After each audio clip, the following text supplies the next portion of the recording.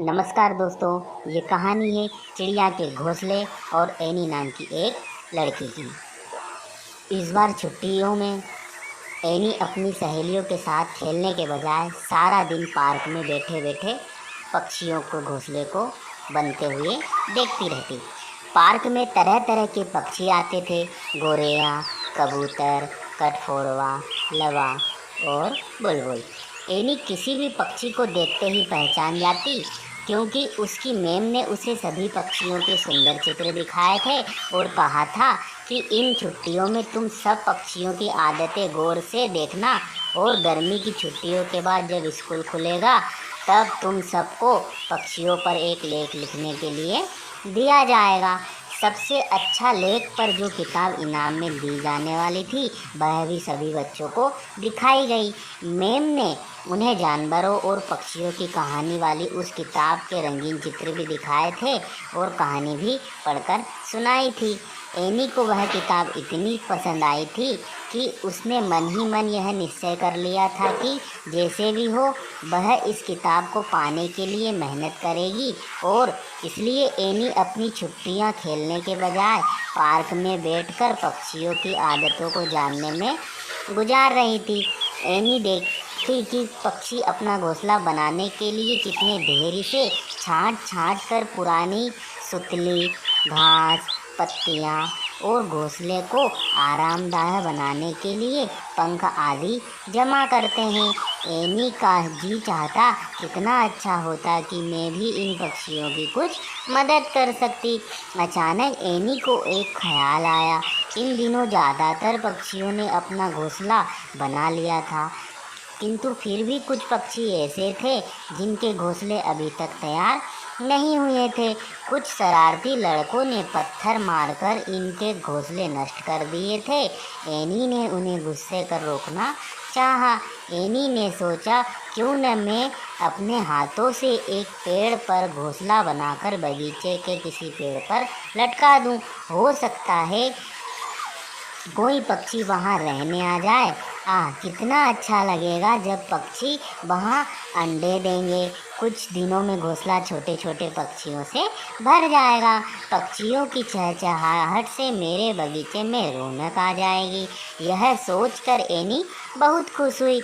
अब तो एनी को अपने आप पर ही गुस्सा आने लगा कि इतनी अच्छी बात उसे पहले क्यों नहीं सूझी। कुछ मिनटों का ही तो काम होगा, बस घोंसला तैयार हो जाएगा। पक्षियों के चोंच से बने घोंसले के मुकाबले मेरा घोंसला ज़्यादा सफाई से बना होगा। एनी ने ऐसा सोचा। अगले दिन एनी की माँ यह देखकर बड़ा हैरान हुई कि एनी सारा दिन तिनके, कागज आदि ही बुनती रही। कहा तो एनी ने सोचा था घोंसला बनाना तो कुछ मिनटों का ही काम है, और कहाँ एनी को सारा दिन और यहाँ तक कि शाम भी हो गई थी घोंसला बुनते बुनते, लेकिन घोंसला तैयार नहीं हुआ। घोंसले को टिकाने के लिए एनी ने बांस की कुछ तीलियों का भी इस्तेमाल किया। अब वे तीलियाँ टिक नहीं रही थी। बेचारी एनी ने धागे की पूरी रील लगा दी, तब कहीं जाकर घोंसला इधर उधर से बंद कर तैयार हुआ। पर घोंसला अजीब उबड़ खाबड़ सा बना था। यह तो पक्षियों को बहुत चुभेगा। यह सोचकर एनी अपनी माँ के पास गई और बोली, माँ, यह घोंसला अंदर से कितना सख्त है, इसे ज़रा नरम बना दो ना। माँ ने एक छोटी सी कटोरी ली और घोंसले के अंदर उसे गोल-मोल घुमाकर काफ़ी हद तक उसे आरामदेह बना दिया। उबड़ खाबड़ तिनके और कागज बैठ गए थे। अब एक छोटा सा घोंसला तैयार था, जो न गोल कहा जा सकता था, न चौरस और न लंबा। चिड़िया चोंच से घोंसला बनाती है, पर कितना सलीके और सफाई से बनाती है। हाथों से तो कभी ऐसे घोंसला बनाए ही नहीं जा सकते। सुबह एनी ने बड़ी शान से वह घोंसला अपने बगीचे के एक पेड़ पर लटका दिया और खुद कुछ दूरी पर बैठकर खड़ी इंतजार कर रही थी कि कोई पक्षी आकर उसे अपना घर बना ले। पर जब काफ़ी समय गुजर गया और कोई भी पक्षी न आया तो एनी बड़ी निराश हुई।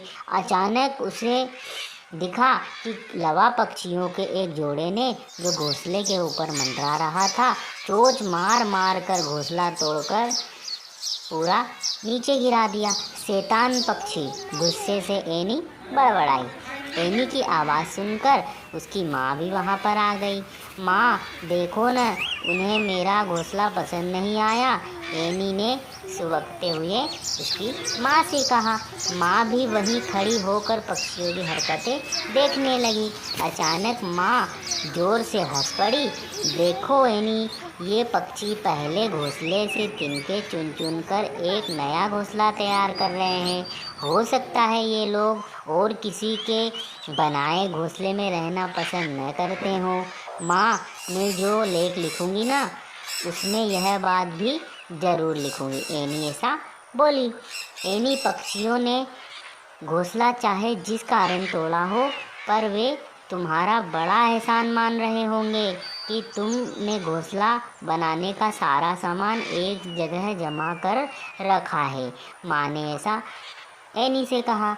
माँ, तुमने एक बात पर गौर किया? एनी ने माँ से कहा। यह लवा अपना घोंसला झाड़ियों के अंदर बनाती है ना?